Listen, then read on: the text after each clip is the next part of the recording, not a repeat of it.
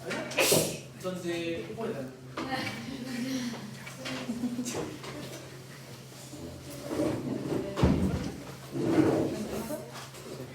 Como resfriado, así que por si se me escucha más o menos, sin voz, me pido la.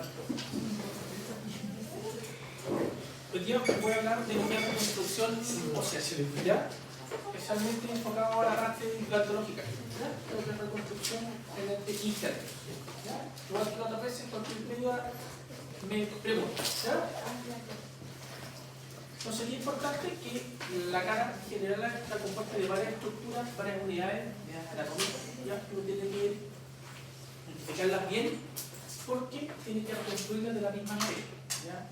Hay varias unidades y subunidades estructurales que nosotros tenemos que tener presente cuando vamos a diseñar un plan de tratamiento reconstructivo, ¿ya? Esto pensado en grandes reconstrucciones y en pequeñas reconstrucciones, como puede ser, por ejemplo, un alveolo solamente para implantar. ¿Se entiende la idea? Vamos dividiendo en bloques pequeños la cara para ir planificando la reconstrucción. ¿Ya? Hay muchas técnicas para construir el territorio facial, ¿ya? Los autoinjertos, que son obviamente tomados del mismo individuo, ¿ya? Los sustitutos óseos, que son tejidos de sustitución, injertos que vienen de otras especies, que puede ser otro ser humano, ¿ya? O un individuo de otra especie, por ejemplo, injertos provenientes de animales, ¿ya? O injertos minerales provenientes del coral, entre otros, ¿ya? La distracción osteogénica, que es una técnica para hacer crecer los huesos, y los implantes psicomáticos o implantes customizados en el caso de que no tengamos ninguna manera de reconstruir alguna zona afectada. Entonces vamos a tener defectos pequeños, como estos defectos periodontales, por ejemplo, defectos de saco, defectos coexodosa para implante, o vamos a tener grandes defectos, como por ejemplo una resección de un tumor mandibular, o una cirugía de un paciente con un trauma neuroquirúrgico que tuvo que descalotar para poder a nivel de presión intracraneal, o defecto óseo en un paciente fisurado. ¿Ya? Son todos defectos óseos, pero de diferente magnitud y que se ubican en diferentes zonas anatómicas. O acá, en un caso, por ejemplo, una paciente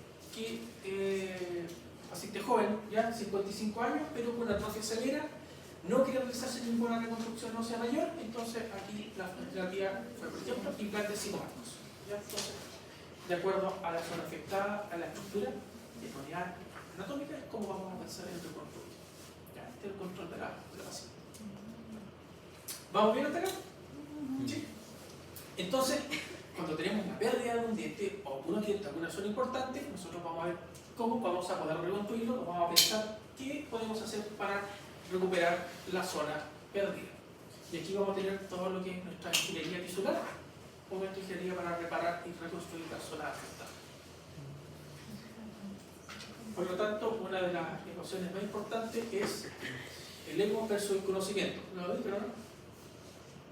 Mientras más ego, menos conocimiento, mientras más sencillo, más conocimiento. Por lo tanto, todo lo que es la parte reconstructiva es un campo súper entretenido, súper interesante en cirugía, en el que tiene mayor desarrollo y que abarca muchos campos distintos. Pero para poder nosotros entender cómo podemos reparar ya el tejido óseo, cómo podemos reconstruir una zona, tenemos que volver a estudiar fisiología ósea. ¿Ya? Entonces vamos a hacer un barrido, no tan intenso, vamos a hacer un barrido para no aburrirnos, pero si no entendemos la base, cómo funciona la dinámica del tejido óseo, no podemos entender cómo reparar después, o qué elementos, qué materiales ocupar para hacer esta reconstrucción. ¿Sí? Por lo tanto, tenemos, recuerden que el hueso tiene dos estructuras que componen. El hueso cortical, que tiene una porosidad del 5 a 10%, es importante, que provoca resistencia a la torsión y a la flexión y a la compresión. Teoría estructural de resistencia. Y el hueso esponjoso, que tiene una porosidad del 50 al 90% y que constituye el 20% del esqueleto. Que da el esponjoso, da volumen y le da al hueso su capacidad de ser liviano. ¿Ya? Entonces, la cortical es la resistencia, el hueso esponjoso es el hueso que da la nutrición, da y sea liviano. ¿Sí? Por lo tanto, ¿qué es importante? las zonas vasculares, la mayor cantidad de zonas vasculares van a estar en los vasos, la cantidad de vasos y nutrición va a estar ¿dónde? En la mucosa, ¿ya? La mayor cantidad de vasos. Por lo tanto, la zona externa cortical se va a nutrir principalmente por el periósteo. ¿Sí? ¿Seguimos?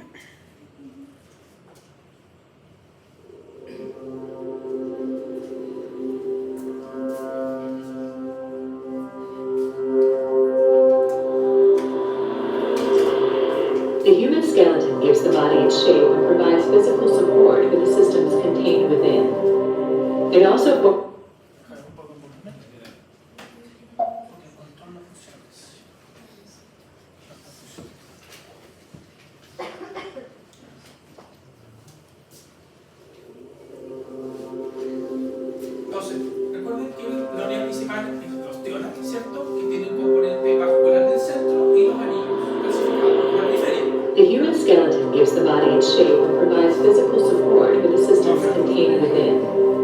It also forms part of the musculoskeletal system that enables us to move. The structure of bone is optimized so that it is strong but relatively lightweight. The interior of bone is composed of bone marrow. It is surrounded by two major types of bone tissue: cortical bone, or the hard outer shell of bone, and trabecular bone, the spongy-looking center. The amount of each type of tissue in bone is dependent on the function of that bone. Y todo el metabolismo óseo en todos los huesos que componen el cuerpo. ¿Se acuerda la cantidad de huesos, no? ¿Cuántos son? 206. Muy bien. Está dada por este mecanismo de reabsorción y aposición. Es un mecanismo dinámico que está presente en todo el transcurso de la vida, en la cual tenemos células que van a ser células inmaduras, se van a clasificar, van a formar los osteocitos, y células que van a ir destruyéndolo, que son los osteoclastos.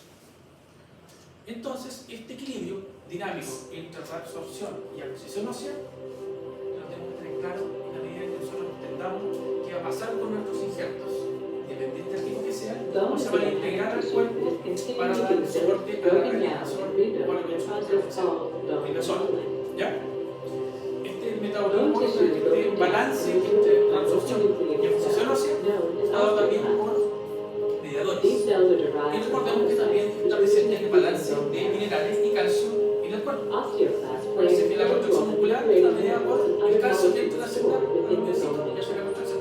Entonces, una labor importante y una función que tiene que mantenerse siempre estable. Pensando, por ejemplo, en los medicamentos antiresortivos, como los infosfonatos. Esto también es la función de nuestro cuerpo. Entonces, pacientes con infosfonatos van a tener alteración de esta dinámica de absorción y aposición. Por lo tanto, este mecanismo asociado a mediadores biológicos como las proteínas morfogenéticas va a hacer que los tejidos inmaduros vayan transformándose y diferenciándose en las líneas celulares que van a ir dando el origen a distintos órganos en el cuerpo. ¿Ya? La proteína morfogenética es la que hace que las células diferenciadas se diferencien en la línea celular de los osteoblastos y osteocitos. Esas son las que van a importar en el caso de la construcción ósea. Por lo tanto, nosotros vamos a tener una unidad estructural que es una zona receptora, ¿ya?, de nuestro injerto, una zona que va a entregar vascularidad y una zona celular. Y eso es lo que tenemos que lograr que se integre de la mejor manera. ¿Cuáles son los principios básicos en reconstrucción guiada? Están relacionados con distintos participantes de este entorno. Primero, obviamente, entorno y relacionado con el paciente. El paciente, su patología médica de base, si está controlado o no controlado. Recuerden, los fumadores pesados son pésimos para todo lo que es reconstrucción, no sé, fallan un montón, no tienen vascularidad, no sé, hay que explicarles bien eso antes. Pacientes con diabetes descompensada, pacientes cardiópatas, o sea, todos los que tengan alguna patología médica importante que pueda afectar su normal reparación. También, obviamente, principios asociados a la cirugía, ¿ya? Protocolos quirúrgicos, el que van a ocupar, ¿ya? Complicaciones asociadas a la cirugía, la curva de experiencia del cirujano, van a experimentar, va a tener mayor tasa de complicación, ¿ya? Eso también está asociado. Factores relacionados con el implante que vamos a ocupar, la superficie de los implantes. ¿Han tenido pruebas de implantología? ¿No? ¿No? ¿Nada? ¿Todos conocen los implantes? El implante es básicamente un tarugo, como que ocupamos para fijar la tela, va en el hueso. Y ese tornillo tiene diferentes tratamientos en su superficie, ¿ya? Y esos tratamientos en la superficie buscan que tengan mayor migración celular, que eso se integre más temprano, que se puedan cargar, o sea, hacer la rehabilitación en el menor tiempo posible. Entonces, esos son factores relacionados con la superficie del implante, ¿ya? Todo lo que se trate para que tenga un mejor comportamiento biológico. Factores perdón, asociados a los protocolos de carga. Entonces, estos implantes, una vez instalados en la zona reconstruida, ¿cuándo se van a cargar? ¿Cuándo se van a rehabilitar? ¿Cuándo van a entrar en función? ¿Ya? Y también los factores asociados a los biomateriales que vamos a ver, que es qué injerto, qué tipo de injerto, cómo los vamos a mezclar, qué los vamos a cubrir con membrana, vamos a poner alguna barrera entre alguna zona u otra, y eso va a afectar en el fondo nuestra reconstrucción. ¿Se entiende? Si no lo explicamos de nuevo. Esto es como la base para entender cómo vamos a construir una zona para el implante. ¿Ya? ¿Todos lo tienen más o menos claro? ¿Se entendió? ¿Sí? ¿Seguro? ¿Ya? Tenemos que pensar, cuando vamos a reconstruir una zona, pensando en implante, ¿ya? Los factores que van a afectar esta reconstrucción, ¿ya? Entonces tenemos factores del paciente, estado médico general del paciente, la zona a reconstruir, factores propios de él. Factores de la cirugía, el que opera, si se complica, ¿ya? Factores del diseño del implante, lo que les expliqué, esta superficie que se diseña para lograr un mejor comportamiento biológico, que se pueda poner en carga más tiempo, que se integre en un hueso. Factores de la rehabilitación. ¿Cuándo? ¿Cómo se va a cargar? Que no quede con contacto, igual que una rehabilitación fija normal, ¿ya? Que no quede con contacto prematuro, que quede bien tallado la zona, que se pueda higienizar, etc. Y los factores de la reconstrucción. ¿Qué material vamos a ocupar para reconstruir? Todo eso para el resultado de esta regeneración tisular. Y para lograr nuestra regeneración vamos a tener 5 partes importantes. Primero, obviamente, las células. Las células, que son las que van a migrar, las células que se van a transformar en hueso, las que van a interactuar con el injerto, las que tienen que reconstruir la zona. Segundo, las señales moleculares, los biomoduladores, la proteína morfogenética, que va a hacer que estas células se transformen en la línea que nosotros queremos formar, que son la línea de los osteoblastos. ¿Para qué se formó eso? Eso es lo que queremos. El tercero es el scaffold. El scaffold es la matriz, es esta zona que es como este andamio donde van a crecer las células y se van a transformar en hueso. Pensemos en un scaffold, por ejemplo, como una esponja o un coral, ¿ya? O una grilla, una malla, en que las células van a migrar y van a ir a crecer en esa zona y ahí van a empezar a diferenciarse. ¿Se entiende? Esa matriz donde vamos a nosotros a hacer esta mezcla y que va a ir transformándose. Ese es el scaffold. La actividad mecánica dada para que las células tengan nutrición, oxigenación y las líneas celulares crezcan de manera correcta. Si nosotros tenemos una zona inestable, va a haber más inflamación, se va a absorber más injerto, o lo que se va a transformar es en tejido fibroso, que no nos va a servir para reconstruir. Por eso necesitamos estabilidad.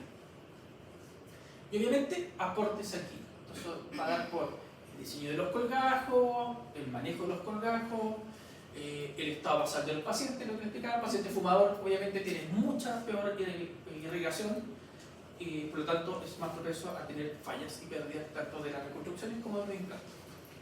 ¿Sí? ¿Vamos bien? ¿Se entendió lo que es el scaffold, esta matriz de donde va a crecer? Lo vamos a ver, ¿ya? Por lo tanto, vamos a tener unos principios para hacer una regeneración ósea predecible, que es cierre primario del tejido sin tensión. Entonces, el diseño del colgajo que nosotros revisemos tiene que lograr cubrir la zona tratada sin tensión, ¿ya? Y sin dehiscencia, o sea, que no esté abierto y sin tensión para que mantenga la irrigación. Colgajos tensos, sobreestructurados para lograr que pierda irrigación. ¿Sí? Después requerimos la angiogénesis, o sea, adecuado aporte sanguíneo, el espacio virtual o preexistente donde vamos a tener nuestro injerto, ¿ya? Donde vamos a crear este bolsillo para que nuestro injerto prenda, ¿cierto? Y la estabilidad de los tejidos, tanto de los injertos, de las coberturas y de los tejidos blandos. Esto para lograr que nuestro injerto sea predecible. Por lo tanto, la angiogénesis permite suministro de sangre, el espacio virtual y estas barreras para que migren las células nos va a dar nosotros el sustrato para que crezca la línea celular que queremos. Se lo explico, se lo voy a explicar para que lo entiendan, ¿ya? ¿Qué afecta? Factores que afectan el injerto. Obviamente factores positivos, o sea que lo protegen y que va a hacer que el injerto forme de buena manera, como es una buena vascularidad, ¿cierto? Que esté estable el injerto, hormonas, vitaminas, ¿ya? Y una buena homeostasis del paciente. Factores negativos, zonas irradiadas, zonas con muchas cirugías, por ejemplo, tienen muchas cicatrices, tienen varias ligaciones, tumores y pacientes con estado médico general de mala calidad. Por lo tanto, todos estos injertos tienen hay tres tipos de comportamiento, tres tipos de propiedades básicas. ¿Ya? Estas son básicas para entender. Uno es la osteoconducción, la osteoinducción y la osteogénesis. Si entienden este concepto, todo el resto puede ser súper sencillo. La osteogénesis es la capacidad de formar las células y que estas células se dividan y se diferencien en la línea celular que nosotros queremos. En este caso, la línea del osteoblasto. Una célula indiferenciada y se diferencia en un osteoblasto. O sea, tenemos una nueva célula, la angiogénesis, o sea, la osteogénesis. La osteoinducción es la capacidad de modificar o lograr que estas células se diferencien. Es inducción, ¿se entiende? Inducir a formar hueso. Entonces, materiales osteoinductivos son materiales que van a inducir a que esta célula indiferenciada se diferencie en un osteoblasto. ¿Sí? A diferencia de la angiogénesis, que es el recurso normal de la diferenciación celular. ¿Ya? No tenemos un externo que le dé. Y la osteoconducción son materiales de soporte que van a conducir como un andamio a que las otras células crezcan en sí. ¿Sí? Entonces, un material ideal es el que tenga las tres componentes. Y el único material ideal que tiene los tres componentes es el hueso que tenemos nosotros, los autoinjertos. Entonces, hay un montón de sustitutos, pero cada uno tiene algún tipo de propiedad. ¿Ya? ¿Pero se entiende? ¿Sí? La angiogénesis, la osteoinducción, o sea, la osteogénesis, la osteoinducción y la osteoconducción. ¿Sí? ¿Ya? ¿Seguimos? Sí. Por lo tanto, tendremos injertos que tienen potencial osteoconductivo, osteoinductivo y otros osteogénicos. ¿Ya? Y aquí tenemos un resumen del tipo de hueso o el tipo de injerto y su potencial. Por ejemplo, los huesos autólogos tienen todos los potenciales. Un autoinjerto, saco acá y un poco acá, va a tener osteogénesis, inducción, conducción. Si yo tomo, por ejemplo, una matriz demineralizada de un injerto bovino, que hay minerales sacados de los vacunos, va a tener potencial que es osteoinductivo y osteoconductor. Si yo tomo un mineral artificial, por ejemplo una cerámica o el calcio de coral que se ocupa, va a ser solamente osteoconductivo. No tiene ninguna propiedad biológica, solo va a ser un andamio. ¿Ya? Por lo tanto, el tipo que va a permanecer en el cuerpo también va a ser distinto. La calidad del hueso al principio va a ser distinta y el tiempo que se pueda rehabilitar la zona o intervenir también va a ser distinto. ¿Sí? ¿Vamos bien? Está muy enredado ¿no? Por lo tanto, diferentes tipos de injertos y de diferentes zonas. Ya tenemos los injertos, los aninjertos, que vienen de la misma especie, ¿ya? Pero de otro individuo. Esos son los injertos de banco, de cadáver donante. Entonces, tomo un injerto de un cadáver, de donante, se toman todos los tejidos óseos, se tratan, se procesan para que se elimine la inmunogenicidad. y se pueden ocupar como sustituto óseo. Tenemos los semi-injertos, que son injertos de otra especie, por ejemplo, tomados del hueso bovino. Ese es un semi-injerto. Y se toman los huesos, se trabajan de la misma manera y va a tener una matriz mineralizada. Y tenemos los huesos sintéticos, o los sustitutos sintéticos, que son los aloplásticos, que son 100% sintéticos. Van a venir de materiales de zonas inertes, ¿ya? Por ejemplo, coral, vidrio, calcio, fosfato de calcio, etc. ¿Ya? Entonces tenemos los autoinjertos del paciente, los aloinjertos que vienen de la misma especie pero otro individuo, los semi-injertos que de otra especie, y los injertos sintéticos totalmente ¿cómo se llama? Que vienen de materiales inertes. ¿Sí? ¿Cuál es el estándar? El autoinjerto. ¿Por qué? Porque el autoinjerto obviamente tiene todas las propiedades que nosotros queremos del injerto. La génesis, la autoinducción y la autoconducción. Pero el autoinjerto significa tener una zona donante. ¿Ya? Entonces es un segundo sitio quirúrgico. Qué importante que un osteoblasto puede vivir hasta 3 horas. Entonces da un margen para trabajar cuando lo toma un injerto. Las células óseas más o menos sobreviven 24 horas bajo hipoxia. Por lo tanto, es importante en el autoinjerto la revascularización rápida. O sea, no tener los injertos expuestos mucho tiempo en la mesa quirúrgica antes de instalarlos. Las células amnióticas siempre están en la superficie generalmente, que las 48 horas de la cirugía ya empieza la revascularización. ¿Qué es importante el autoinjerto? Que nosotros podemos tomar autoinjertos que son vasculares o no vasculares. Los vasculares se toman con un pedículo vascular y se suturan con microcirugía para que mantengan la irrigación. Los no vasculares, uno toma el segmento completo y lo instala en la zona lavadora. ¿Ya? Cambio sustituto óseo, que se ha vuelto una alternativa muy utilizada, que son estos injertos de banco, de cadáver o de sustitutos inertes o de animales, porque es fácil de manipularlo, no implica una sonadora del paciente, se compra el frasquito con los cc que uno quiere, ya la cantidad de gramos de hueso, y se puede manipular de manera fácil. ¿Ya? Para los que preguntan, por ejemplo, el riesgo de encontrar alguna enfermedad por los riesgos del ser injerto o al injerto es 1 en 1 billón. ¿Ya? Ese es lo que está escrito. ¿Se acuerdan de la Creutzfeldt-Jakob, de la enfermedad de la vaca loca? Cuando fue el brote, hace como 20 años, el Bios, que es uno de los sustitutos más usados en el mundo, que es justamente que es hidroxapatita bovina, tuvo que salir del mercado.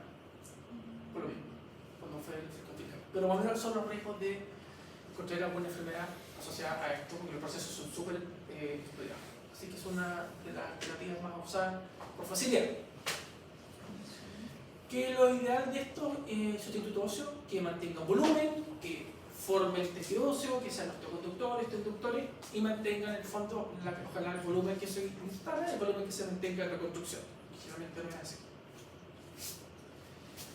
Como les explicaba, estas son un poco de fisiología. Esta diferenciación y esta conductividad va a dar siempre por mediadores.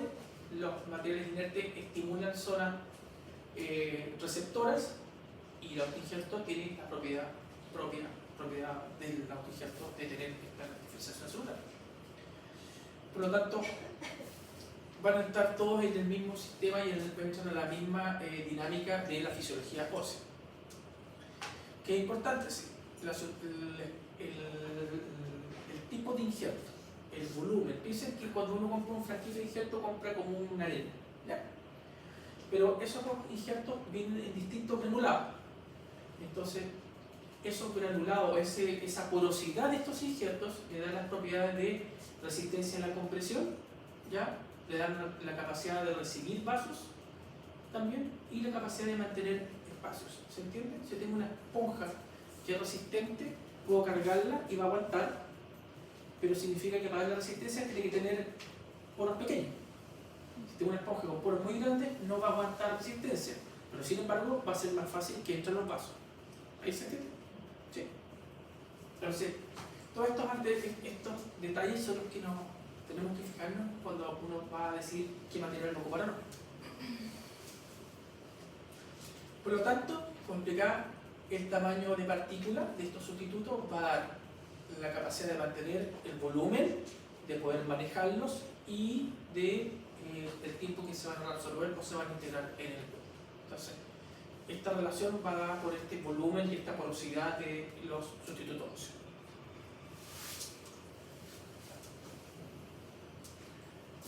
Por lo tanto, estos injertos aloplásticos, por ejemplo, los inertes son sintéticos, no transmiten enfermedades y no generan respuesta inmune. Por lo tanto, una diferencia importante entre un injerto aloplástico y un injerto sintético, un injerto de banco de un cadáver, por ejemplo, es este riesgo de la alteración inmune. ¿Ya? Aunque sea bajo, o muy bajo, o casi nulo, nunca es nulo. Entonces, puede existir.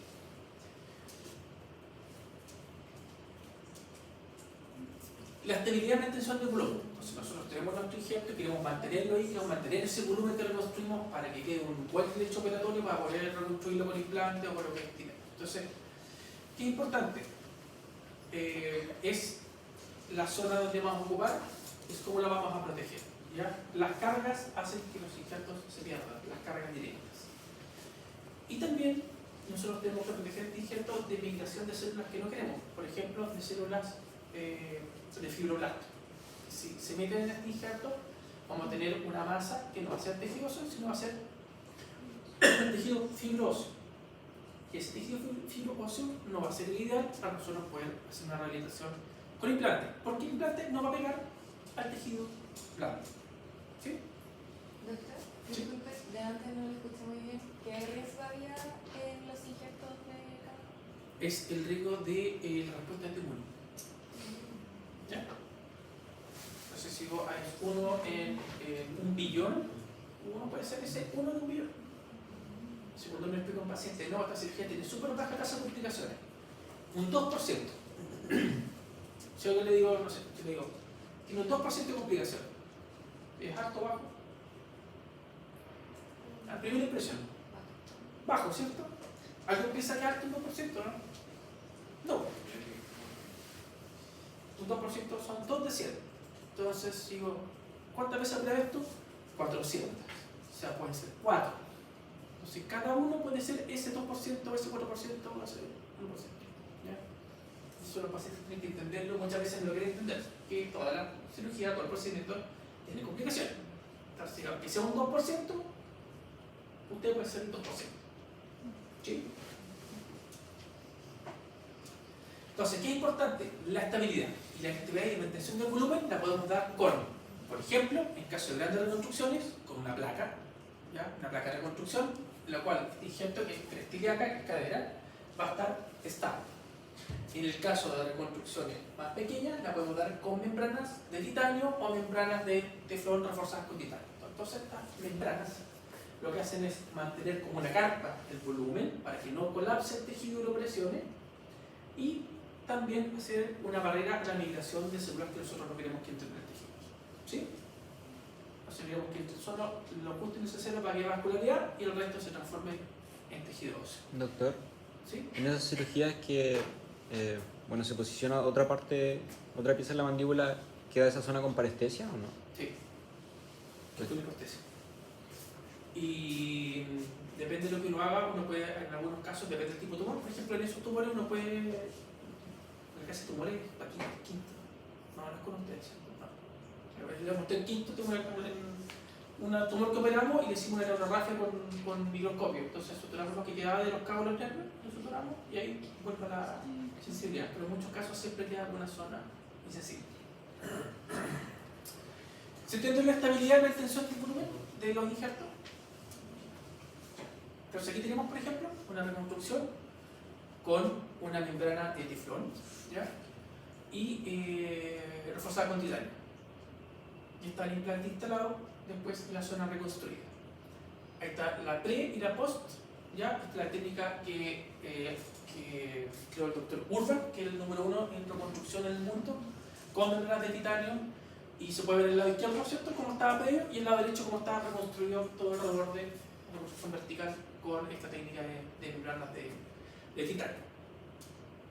Por otro lado, esta es una secuela de trauma, una paciente joven que tuvo un accidente automovilístico, tuvo múltiples fracturas en la cara, en el cuerpo, incluso perdió un ojo, y quedó con esta secuela post-trauma. Y nosotros planificamos otro tipo de reconstrucción, en este caso con autoinjerto. Ya aquí tenemos las placas del trauma previo, hacemos el diseño de los colgajos para mantener la vitalidad, se prepara la zona para tener irrigación, ¿cierto?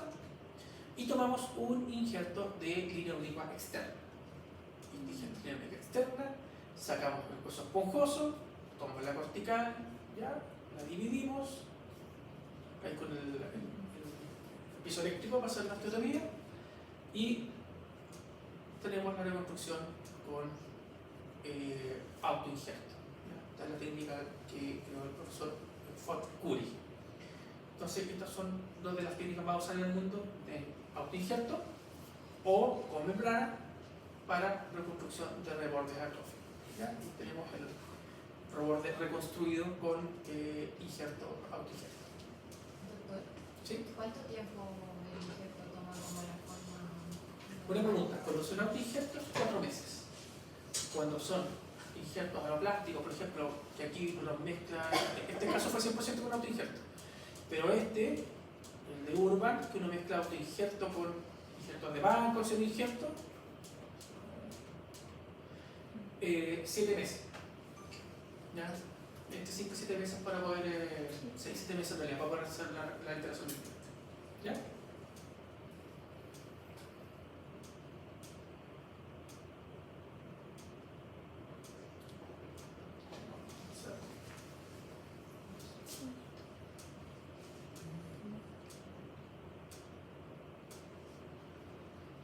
Y también tenemos corticales para hacer esta misma técnica, pero por ejemplo de huesos de banco. ¿Ya? Aquí tenemos un caso grave, una reconstrucción con corticales, pero de banco. ¿Qué es importante? Cuando hice mi tesis de la beca, hicimos un estudio para hacer reconstrucción de tumores. Y lo que encontramos es lo importante de conseguir el cierre de los tejidos lo más pasivo posible y que no haya contaminación con boca. Porque una de las causas de falla es justamente la dehiscencia de tejido y que se contamine el injerto con fluido oral. Cuando logramos que eso no pase, nosotros podemos hacer grandes reconstrucciones que no se infectan y podemos reconstruir tumores mucho más grandes. En este caso, por ejemplo, paciente fisurado, donde vemos la fisura que llega a la fosa nasal, se hace la reconstrucción de plano,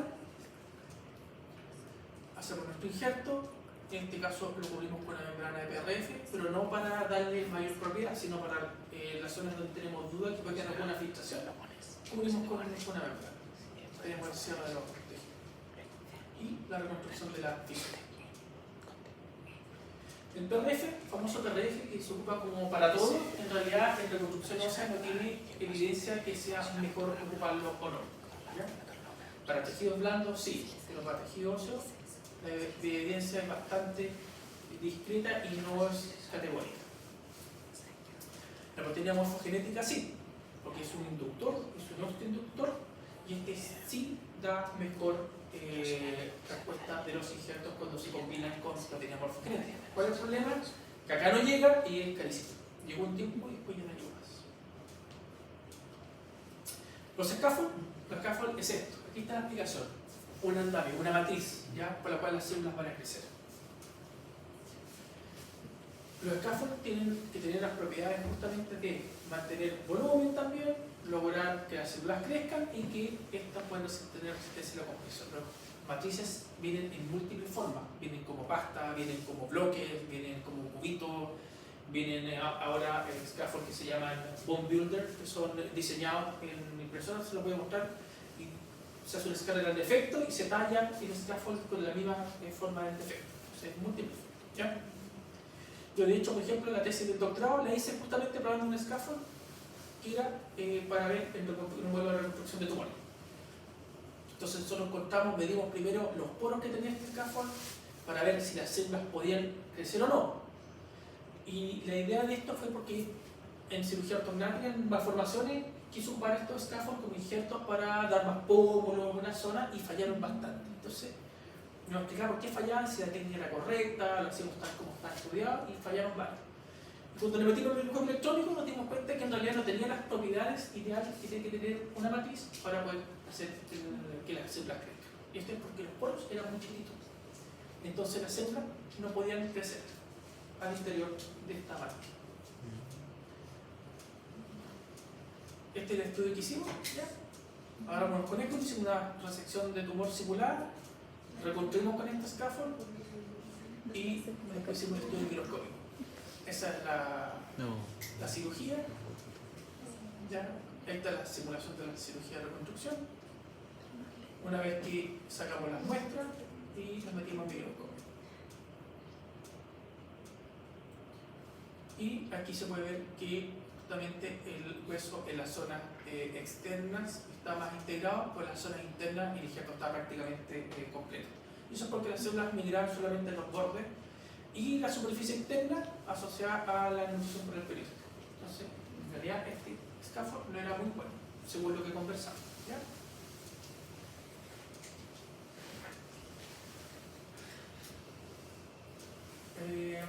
Por lo tanto, el gold estándar siempre va a ser la autotransferencia, el autoinjerto. Pero como les dije, el problema es la zona donante y cuando no queremos ocupar un autoinjerto, los injertos de banco, de donante, van a tener las mejores propiedades porque es un individuo similar a uno.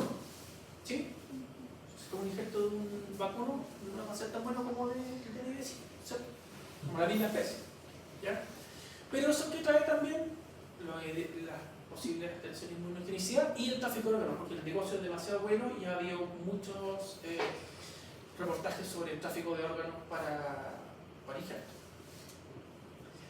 Entonces, son algunos problemas que tenemos en ese tipo. Entonces, ¿cuál es el platino estándar actualmente o qué se trabaja en lo que es la células madre? ¿Ya? Y estas células, ¿qué son?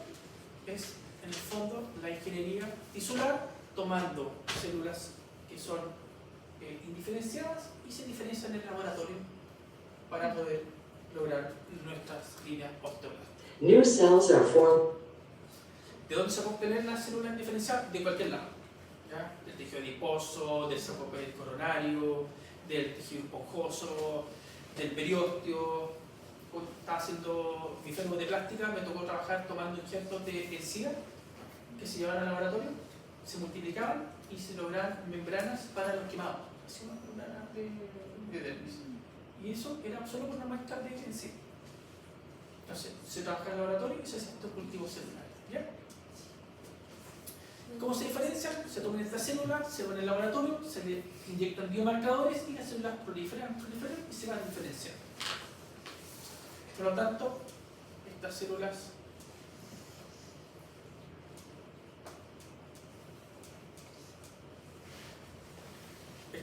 que son indiferenciadas, que todos tenemos y que gracias a eso nuestro cuerpo se va regenerando, se pueden ir transformando de distintas maneras. ¿Ya? Aquí todos vieron Dragon Ball, ¿no? Sí. Entonces, por lo tanto, se diferencian de una línea a otra, ¿ya? O pueden diferenciarse, o sea, de una célula madura volver a una inmadura. De una célula inmadura a una madura, de una célula inmadura, o sea, madura, volver a una célula inmadura y diferenciarla en otra línea. ¿Ya? En un osteoblasto lo vuelvo a una célula diferenciada y lo diferencio en un adipocito, por ejemplo. Todo eso puede ser en laboratorio. O que las células se contaminen. Significa que cuando se están cultivando no se siguieron todos los parámetros de protección de los cultivos y se contaminó con alguna otra bacteria, algún otro ADN y mutó. O la fusión. Todo esto asociado a la ingeniería de los scaffolds. Ahora, en la tecnología o la investigación va a mejorar los scaffolds, va a hacerlos personalizados y mejorar las técnicas de ingeniería tisular. Por lo tanto, la impresión 3D, que partió el año 84 en ingeniería y empezó a ir progresando rápidamente a la área médica. ¿Ya? Y actualmente la impresión 3D uno la tiene en la casa para imprimir lo que uno quiera. ¿Ya? Pero ¿a dónde va la ingeniería? En el año 2011, ubica las charlas TED, ¿No? Las charlas TED son muy interesantes, son de diversos temas, son de tecnología, innovación, y siempre tienen invitados que los que invitan son gente que innova. El año 2011, Garbert Katz, en la charla TED de bioingeniería del 2011, él lo que hizo, mostró la primera impresora de tejido biológico, la primera bioimpresora. ¿Ya? Entonces, lo que hizo,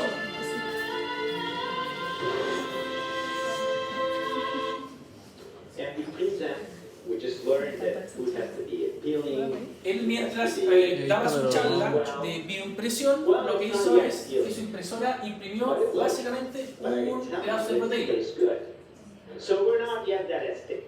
Y lo que hizo fue imprimirla, cocinarla y comérsela en la misma charla.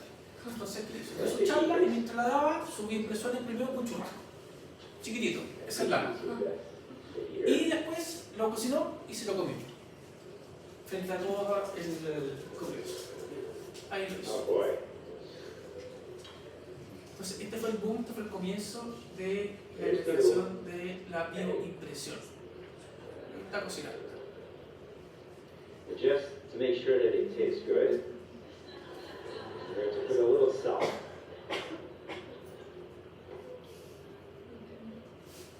A little pepper. I don't want to eat it raw, so warm it up. And I know how much I have to heat it up so that it's ready to be eaten.